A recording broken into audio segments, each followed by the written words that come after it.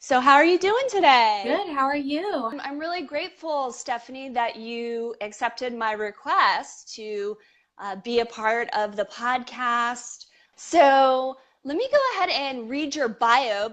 So, Stephanie Bellinger is a mindset and business coach for spiritual entrepreneurs, the creator of the Spiritual Boss Babe brand, and she designs one-of-a-kind crystal healing jewelry called Power Pendants. She is passionate about helping other women create a life and business that lights their soul on fire and believes that we are all meant to live our soul's purpose. After many a business venture and a ton of never-ending work on personal growth, Stephanie realized her mission is to help others truly step into their power and make massive impact and income. So first I just want to find out, how did you get started on the spiritual path? Um, that is a long story, and I'm not quite sure where to start.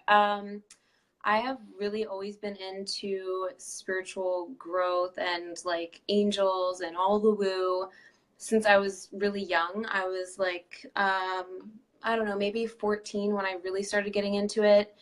And it's I started learning about like crystals and angels and meditating and energy stuff.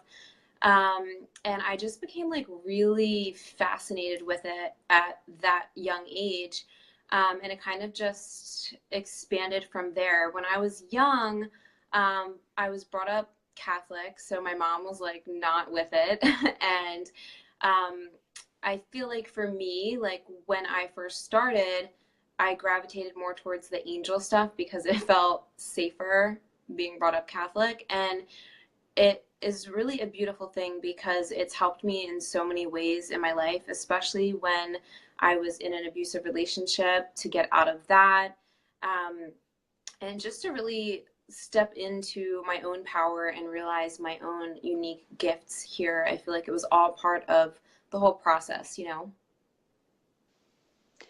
Right, right. Definitely. And I know you've described a bit about that relationship you were in.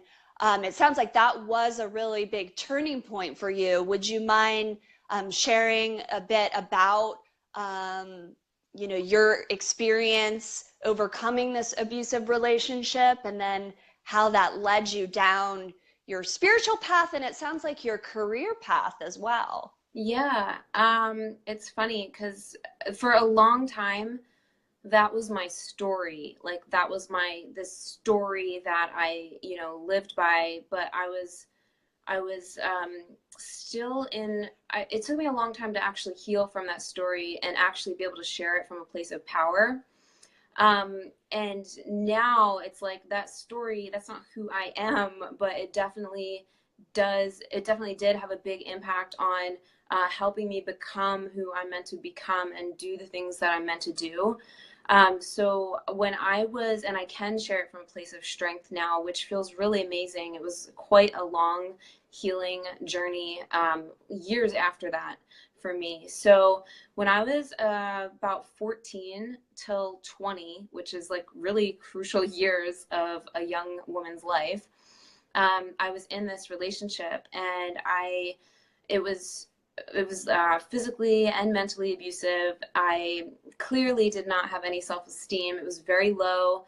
Um, and I really had to learn during that time, like how to actually love myself and how to actually take care of myself and how to actually, not allow myself to be treated like shit and not give my power away. So that experience for me was absolute hell, but it really, really propelled my spiritual awakening. That's when I really delved way deeper into like the angel stuff and the meditating because I felt like that was the only place that I could turn. I felt like I needed help from outside of me, something larger than me, in order to, get out of this. I felt powerless, and it was with the help of the meditation and going within and you know, working with angels and stuff that really helped me realize my own power, and that I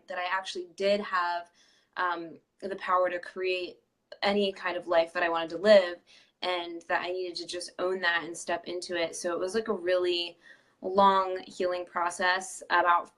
I started my weight loss journey during that time, and that also really, really helped me build like confidence and strength to actually, you know, leave and go on with my life. But that's a Wow. summary of it. Yeah.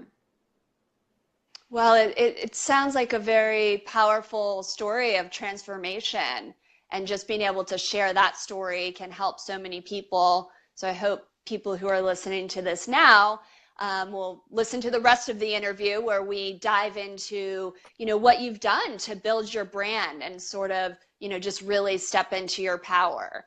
So let's dive into now. Really curious to know, how did you end up getting started as a coach? You said you got into fitness for a while, and then what drove you to eventually become a life coach and business coach? Yeah, good question. So I, like many of you guys listening or in this group, probably, I have basically been a coach for like ever, but I wasn't actually a coach. You know, I always wanted to help people who were where I once was. So for some time, it was helping people with their health and fitness. That was actually how I first really started helping people. And that was when I first realized that I meant to help people in a deeper way. So fitness is a huge, huge passion of mine because it changed my life like so much. So once I started helping people with that, I knew that this is what I needed to do in the form of helping others. And as I continue to grow on my personal growth journey, as I continue to evolve spiritually, as I continue to realize what it was like to have your own business, because I went self-employed with my personal training, and all of these other beliefs and stuff came up that I had to work through. So I got really obsessed with mindset, and I got really obsessed with just, reprogramming beliefs, really understanding how the law of attraction works, and also understanding how business works. It was like a combination of all of these things that I was really obsessively learning so that I can create my own business that lit me up. And through that, it just kind of gradually evolved into what I'm doing now. I was really successful with my personal training. To me, at that time, I was making really good money. I was in New York City. Um, I had my own boot camps. I did network marketing online, and that's kind of how I started learning about the online stuff. But two things happened. One, like I wasn't feeling super filled up as much anymore from it, and that bothered me a lot. I was having a hard time with that.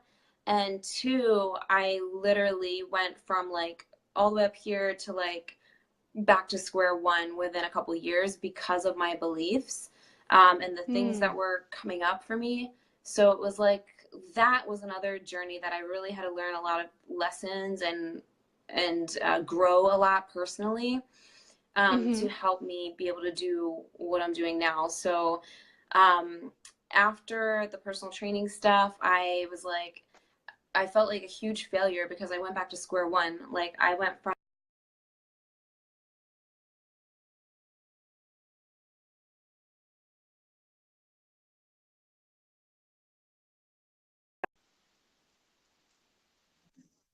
job again, and I felt like a huge failure, which totally destroyed me inside for a long time.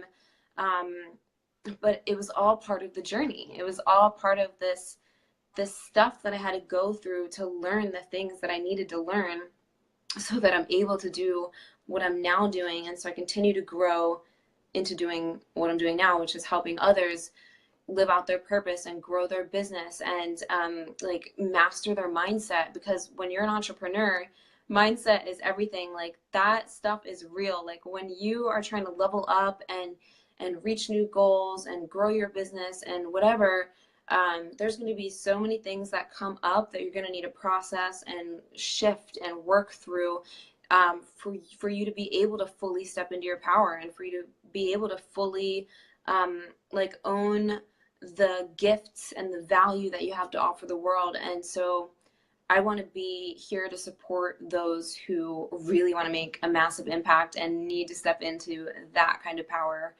within themselves. That's awesome. That's awesome. And it just sounds like you're an example of someone who's like making their mess their message, you know, like just turning around everything, all your obstacles and everything you went through to overcome those obstacles. Yeah. So that's really, really helpful to people. I want to check here. Your screen is frozen, strangely, your side of the screen. So I'm wondering if everyone watching is able to see Stephanie, because currently I just have a still. It froze on your side, Stephanie. I see both of us moving, but yeah, guys, let me see me moving. Interesting. Okay. Well, we'll just keep going. You know, the audio seems to be flowing fine. Iris says she can see it. Okay. Yeah, if anybody happens to see, you know, both sides freeze, please let us know. Everything's good for Ashley. Okay. Cool. Hope everyone watching is enjoying the content, and I would love to take a question from someone in the audience. It's great that you guys can join us live for this interview. So let's just keep going here. So you are talking a lot about stepping into your power and really owning the value that conscious entrepreneurs have to offer to the world. And I know from speaking to so many conscious entrepreneurs, or as you call it, spiritual boss babes, a lot of us do happen to be women in the conscious healing space. You know, a lot of times we do get tripped up in making money from helping people with healing services. And so I'd love if you could talk about being open to receiving. I know you've done some live videos on that. And so, you know, what are some tips people can use on being open to receiving? We hear that term, but it's sort of, I think, a little abstract. Like, how do we actually do that? Well, I would say first, it would be a really good idea to look at where your limiting beliefs are. Like, what do you feel about money? What beliefs do you have around money that aren't serving you? And the way that you can actually pinpoint those things is, well, what comes up for you when you think about making a lot of money in your business? I'm sure the larger part of you may think like, yeah, this is awesome, I deserve this, but let's be real, there's another voice there that usually is saying things like it's greedy, you know, having a lot of money is not spiritual, rich people are bad, or whatever, like selfish, I should be helping people because this is my gift, all kinds of stuff. So the first thing I would say is to become aware of what those beliefs are, and then understand that money is like a neutral energy. It's not good or bad. It's a neutral energy. If more good people allow themselves to have more abundance, then we can do more good things. It's an exchange of energy. So think about this. Like, whenever you've invested in something in yourself, whether it's like you invested thousands of dollars into a coach, or you invested into an event, or you invested into, I don't know, going to the gym or something, think about how that has helped you, and how you investing in yourself has kind of pushed you and helped you grow, or helped you change your life in some way. And think about, like, you offering your services for someone else, that is what it's doing for them. It's just an exchange. And quite frankly, people tend to make more of a commitment, obviously, when they are invested with this energy exchange of money. So I like to think of it as of that way. And it's going to be, you know, it's different for everyone when it comes to what you kind of need to like navigate around. For me, for the longest time, I felt things like, oh my God, like I'm taking money from people. Like that means like, you know, they're going to be struggling, or like I'm not really actually helping them. Like, how do I know if I am? And all these things. So for me, it was like a lot of work around, just owning the value that I have to give to other people and continuing to invest in myself so that I can be more confident and better at what I'm doing, and so that I can continue to learn, so that I can, you know, share and help guide people to their own answers and stuff with what I do. So it's kind of going to look a little bit different to everyone, but what I would suggest doing, aside from coming up, like understanding what those limitations are, is to practice changing your relationship with money. And instead of being scared of it and like mad at it and like pissed off at it or fearful of it, instead shift that to focusing on how it's supporting you. Money supports us. I mean, hello guys, like we need money in order to have a roof over our head, in order to travel, in order to live the lifestyle you want to live, that you say you want to live. You need money to support you to do that, right? So start to recognize right now how money is supporting you and be grateful for it. So you might even want to journal this, like, I'm so thankful that I have a roof over my head, and my finances are supporting this. I'm so grateful that I am paying this electric bill that is supplying me with this awesome ring light in front of me that makes me look pretty. I'm so grateful for this, I don't know, coffee. Even if someone buys you lunch, I'm so grateful, you know, thank you. Like, just say it in your head. Thank you for, you know, allowing me to receive. I'm open and ready to receiving, and just recognize when you do receive, even when it's, and when you spend, because I just mentioned a lot of thanking around spending, but I think that really goes in hand with it. You got to be grateful for how money is supporting you when you spend it, and also be grateful when you receive it, and not just receiving money, like grateful when you receive anything, when you receive a compliment, when you receive someone buying you lunch, when you receive like a new opportunity or whatever. You have to recognize these things of receiving so that you can stay into that energy of receiving. There's so much more that goes into this. Also, I would focus on feeling abundant and feeling things that are associated with abundance outside of money. Like what is associated with abundance? When do you feel the most abundant? Maybe it's when you're just taking a walk in nature. Maybe it's when you're, you know, giving yourself a spa day. Maybe it's when you're working out and you feel like just so awesome. You know, feelings of abundance, excitement, ease, that allows you to get into the energy of receiving, and you're staying very present.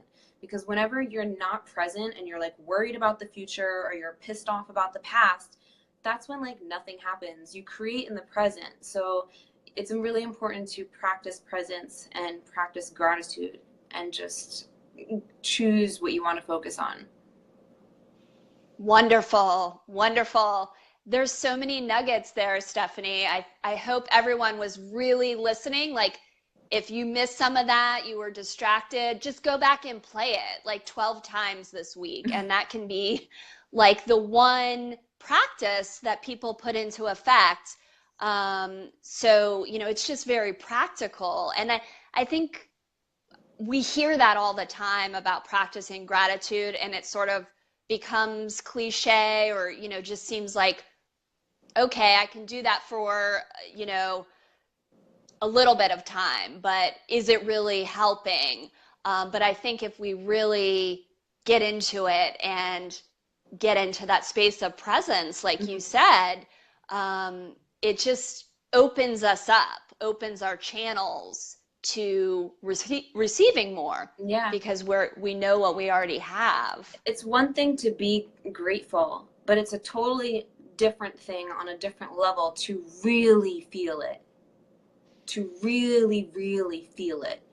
Sometimes I get into these moments of really feeling gratitude that I literally cry. Like, I could just be like driving my car, listening to a song, and I'll just immerse myself in this like bath of gratitude, and like I'll get teary-eyed and like I'll think to myself, oh my God, like, you know, but it's just like that feeling like raises your vibe so freaking high. So when you're practicing gratitude, don't just like make a gratitude list and like, you know, set it aside. Actually take the time to really feel grateful, like really feel it in every cell of your body, because you have the power to change the energy of yourself, like the energy that you're carrying.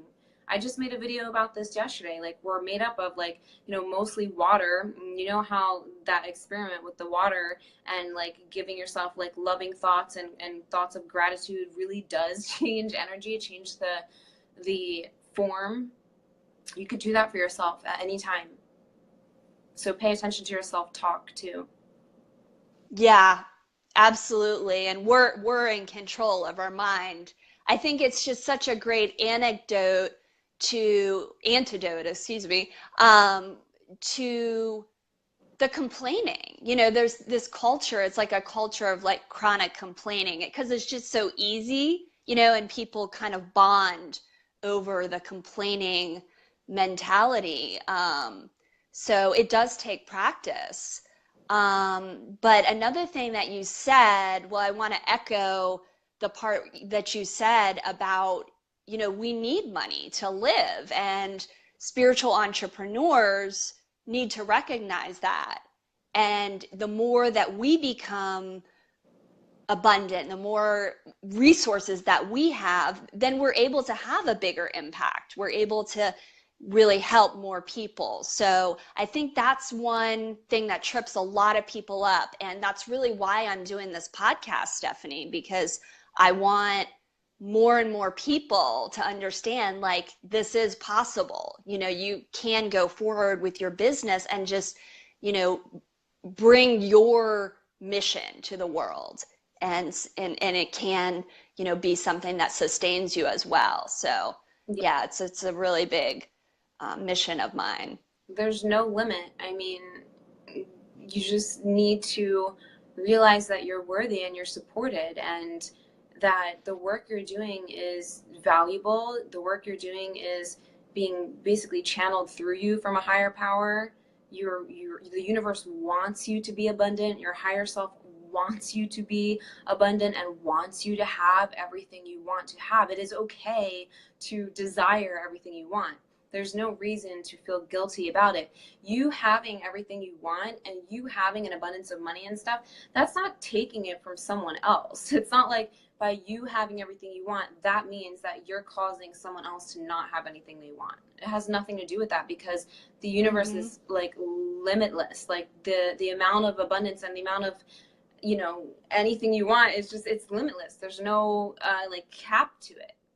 The only cap to it is the beliefs that most people have, and the conditioning and the programming of like society. So many people, they feel in lack, or it's too hard, or, you know, we're taught that you need to go to school and get a job. And I have, you know, if that's what you're doing, nothing against that. It's just like people live in this bubble of like, this is the only way, like the only way I'm going to make money is through my job. You have to be open to realizing that you can really create anything you want. You can create your own business. You can create your own income by being you, and by shining your light, and by sharing your gifts, whatever they are.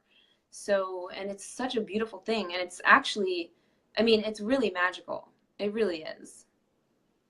Amen. And it's time for that new paradigm, you know, for us to stop as spiritual conscious entrepreneurs to be having these beliefs, you know, because we're here to help so many more people who need us, who need our gifts, and who need our services.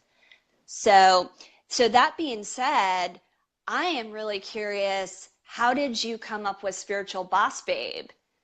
How did you come up with that brand and, you know, decide? You seem to be really interested in marketing, and, you know, put a lot into building this group. Yeah.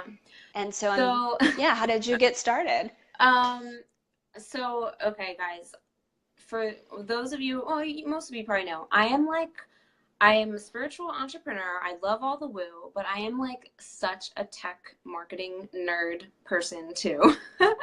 So I love like just I love creating. So creating the brand and creating my courses and creating anything is just like a huge passion. So when I was shifting from the personal training stuff and really having to rebrand myself, I went through this phase of like not knowing what the hell I was doing. I was like, oh shit, like I don't know if I want to get rid of the fitness stuff. I just moved across the country just to, you know, find myself. And I started doing my crystal jewelry on the side.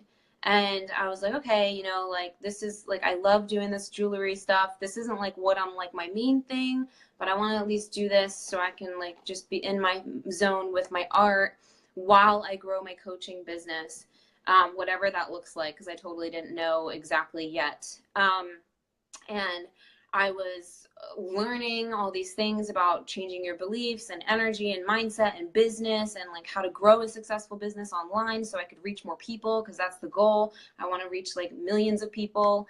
So online is the space to do that.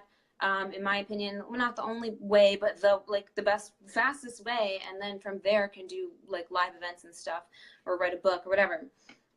But at the beginning, my jewelry started, and that was to support me while I grew my coaching business as well. And my website before I had Spiritual Boss Babe was actually called Fit Girl Boss. And so like, Mm-hmm.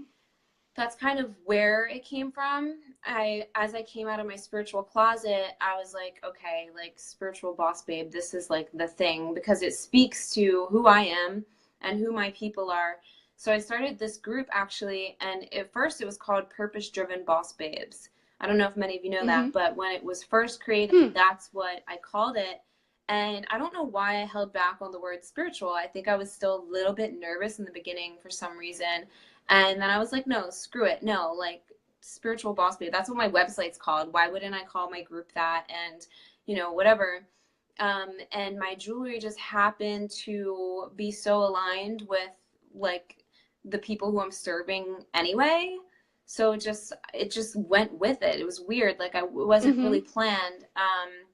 It was like the jewelry kind of took off as my coaching started to grow, and I was like, okay, well, they're like kind of like intertwined. I mean, spiritual Mm-hmm. boss babes love these awesome pendants. So Mm-hmm. um so yeah, That's and then awesome. I just continued to grow the brand, wanting to teach people how to really um master their mindset and grow their business in a way that feels really good to them. And just with the desire to teach everything that I've learned along the way and everything that has helped me, so that I can offer somewhat of a shortcut um, on different things. So that's kind of how it really started, and it just kept evolving, and it continues to evolve. And this Mm-hmm. group has been growing like crazy, Mm-hmm. especially the past like 6 months. It's grown like probably over 15,000 in just the past 6 months alone. Wow. Yeah, and as that continues, I just been continuing to work on new things and figure out how I can help a wider range of people. Because, and that's another thing, guys, like if you're another coach or something, um, you don't only have to serve people one on one. You know, you can help a wide variety of people in many ways, whether you write a book or you create like a mini program or you do your one-on-one or whatever. There's so many ways that you can get your gifts out, you know. Because of course you're probably going to charge a lot more. I would want you to, if you're doing like one-on-one, because of that energy and value that you're actually giving that single person. But if you want to make, you know, if you want to make an impact and help a wider range of people, you can still offer massive value for free, just like how I do in the group. You can still create many different types of things, whatever it is for you, that serve your audience. And that is really what I want to help people do. I love helping people just create things that they love, you know, and get their message and gifts out to the world in whatever way that is for them. So yeah. Yeah. It's That's really cool. awesome. That's awesome. I just discovered the group like probably a month ago, 6 weeks ago, something like Mm. that. And it was the name, Spiritual Boss Babe. I was like, that is to the T, like who I want to be, involved with, who I want as a tribe. Yeah. So I do you think it's the name that's helped the group grow so much, It was or intentional. It, have you done other things with marketing, like paid ads or no.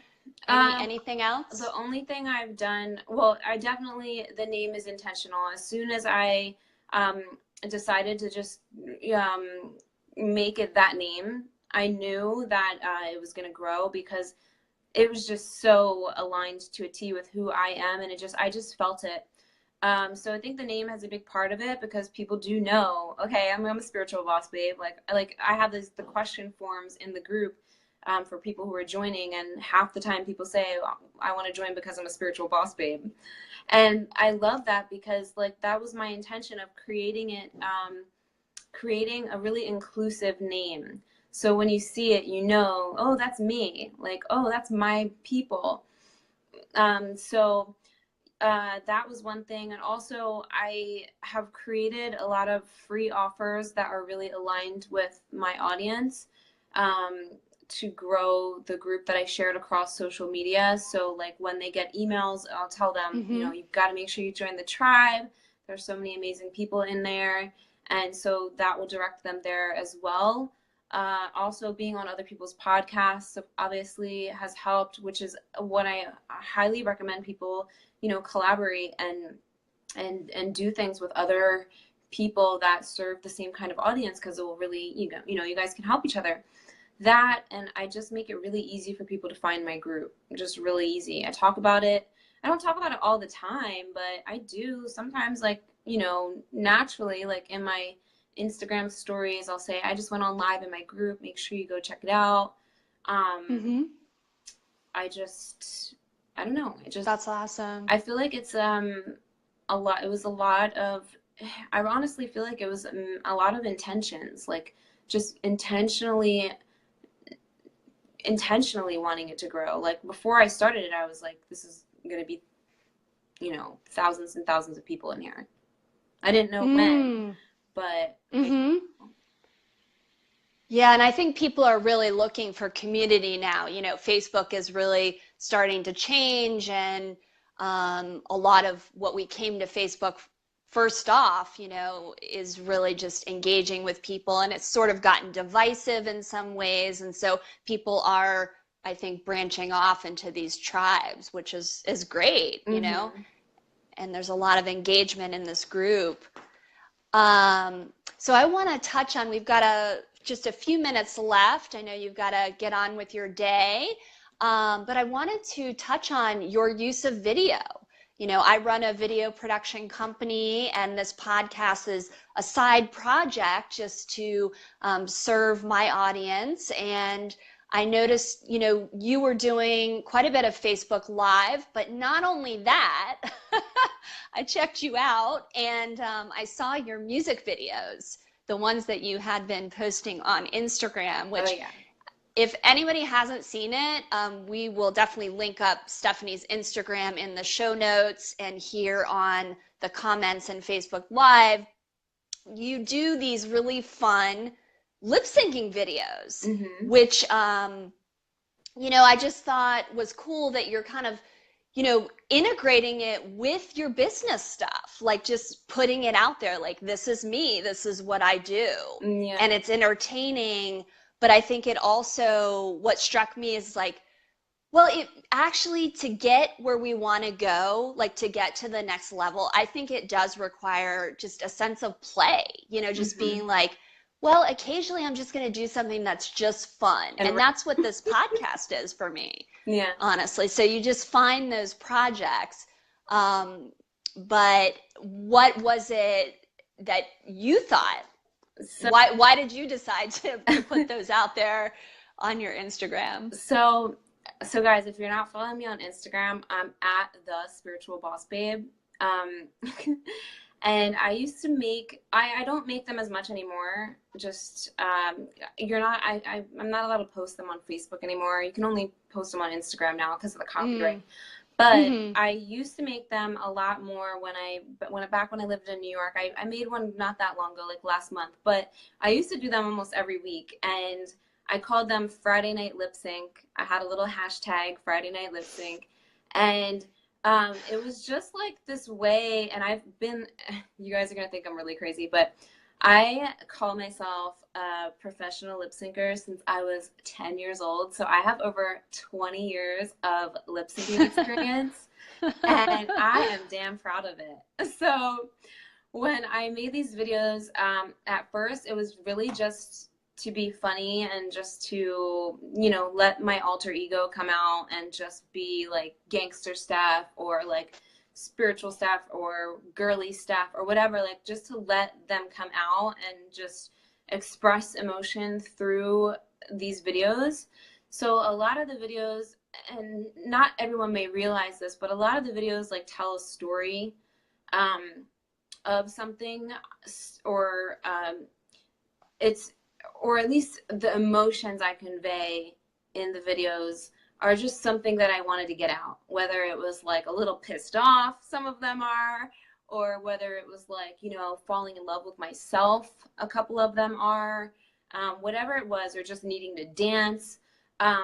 They usually tell some sort of little story, for the most part. Some of them are just fun, but for the most part, and that was like my creative outlet, my main creative outlet for a really long time. Just for the hell of it, no intention of, anything. I mean, I would love to be on the lip sync battle show, but, so that's what that is. And they really just, sparked this creative energy, like on this creative energy on steroids or something, like in me when I made these videos. It was like I was looking at myself outside of myself, if that makes any sense. So it was really cool to do that. Whenever I watch my videos, it doesn't actually feel like I'm watching myself. It literally, feels like I'm someone else, like watching, looking in on. It's an alter ego in a way, like a character that you're playing. Yeah, and it's just so fun and so freeing. I've made alter ego videos in here about it, and like sharing why I really encourage that for people, not necessarily to make lip sync videos, but to just like step into that alter ego from time to time, because it's like, it's this creative energy that you can just feel in so many new ways when you do that, and like just like stepping into this new person, or maybe even just like releasing some emotions in like a fun way, so that's what it was for me, and I will still do them whenever I feel like it and put them on Instagram. I did one of like Taylor Swift or something last month because I was like it was funny. I was actually upset about this guy that I liked. So that video helped me like just like get out this like little bit of like feeling, and I felt better. Well, that's awesome. I mean, yeah, there's just so many benefits to it. There's, like studies just on, what play does for our lives. And it seems so important, like just to bring that, like, not to really have some big goal, but business and, being an entrepreneur can just seem like so much work. So just to be able to, do it just because you want to do it. Yeah. And like really awesome. Fuck it. And over time, because remember I used to do them like every week, I got really, really good at video editing. I was going to ask you, what software did you use to edit? Because this is a good example. So many people get tripped up on the technology. And I noticed, honestly, you had good editing. I mean, different effects in there. Seriously, I hope people watching and listening will go check these out. I'm recommending it. I literally edited them on my phone. I Okay, like record with an that. app or Yeah, there's an like, app called Video Star, and I just got really good at that app. okay. And it really doesn't even take me that long. Like some people are like, "Oh man, like this probably takes all day." Literally like an Man, hour and I'm good. that's awesome. Yeah, there was an app that was out. I was playing with it like a year ago. I think it was called Musically, Oh and yeah. like all the the preteens and teenagers got into it, and I was like, I just gotta check this out. And I was like, if I had this when I was 10 years old, like I would so be on this every I day. know. But it actually didn't have as many effects as I saw on the Yeah, one you used. So Video we'll have to Star. check that one out. But anyway, I commend you because, so many people just think that video is hard. And if you can just find this technology that you enjoy using and you make it a fun project, then that will help you get over the fear of being on video. And then you can get out there and do, your videos related to your business, like you're doing, Stephanie, getting on Yeah, Facebook Live and other things, which was other types of much videos. different. Yeah. Anything that we missed touching on that you'd like to share with the group, Stephanie? Um, I mean, I can always add stuff, but I just want to encourage you guys to keep following your dreams and following your passions, and know that it really just takes a decision for you to commit to really stepping in to that version of yourself who is already doing the things that you want, and really committing to yourself to always growing, always expanding, and knowing that you are doing what you're doing and you have a desire to do what you want to do for a much larger reason. So freaking do it. Do it, do it, do it. Because the time is passing either way. And all it takes is a decision and a commitment and realizing how valuable you are and how worthy you are. Awesome. Awesome. Well, thank you for being such a shining light, Stephanie, and helping so many people. And for those of you listening on the podcast, I hope you'll go check out spiritualbossbabe.com. We'll again link up her website and her social media in the show notes. And for those of you watching on the Facebook Live, please tell us what you thought of the interview. And thank you so much again for joining us. Thank you so much for having me, for doing this with me. Thank you. Thank you so much, Stephanie.